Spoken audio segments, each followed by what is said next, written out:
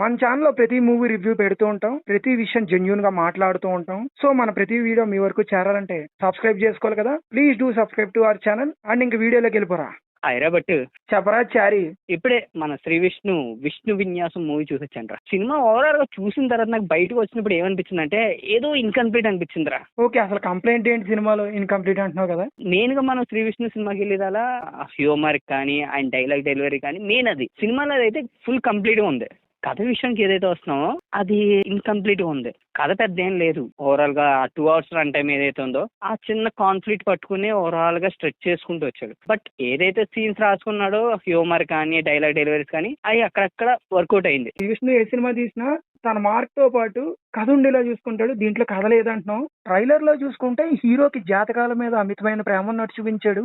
ఆ ఎలిమెంట్ సినిమాకి ఎంతవరకు హెల్ప్ అయింది? స్టార్టింగ్ నుంచి ఎండింగ్ వరకు ఆ కాన్ఫ్లిక్ట్ లోనే ఆ సరౌండింగ్స్ లోనే కథ మొత్తం తిరుగుతూ ఉంటది. అంతకు మించి ఇంకేం లేదంటావు. అంత మించి ఇంకేం లేదు. ఇంకా అక్కడక్కడ ఏదైనా వర్కౌట్ ఏంటంటే మనకు తెలిసినాయి కదా, రీసెంట్ గా ట్రెండ్ అవుతున్నాయి ఏదైతే ఉన్నాయో అవి గట్టిగా వాడాడు మనోడు. ఆర్టిస్టులు ఇక్కడ ఎంతమంది ఉన్నా సరే ప్రతి ఫ్రేమ్ లో శ్రీ విష్ణు కనబడతాడు. మన శ్రీ విష్ణు డైలాగ్ డెలివరీతో మిగతా వాళ్ళందరినీ డామినేట్ చేస్తాడు. నయన్ సారిక ఏదైతే సినిమాలో ఫీచర్ అయిందో ఆ ఫస్ట్ 2 సినిమాలు ఆయి గాని కాగాని 2 బ్లాక్ బస్టర్ ఫిలిమ్స్.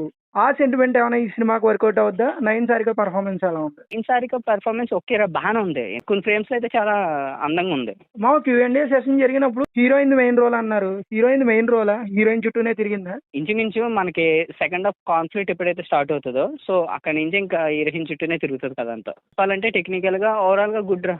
మొత్తం అన్ని డిపార్ట్మెంట్స్ ఓకే ఫైన్. ఇంకా ఓవరాల్ గా నీ వెరిడిక్ట్ ఏంటి? మన వాళ్ళకి సజెస్ట్ చేస్తావా?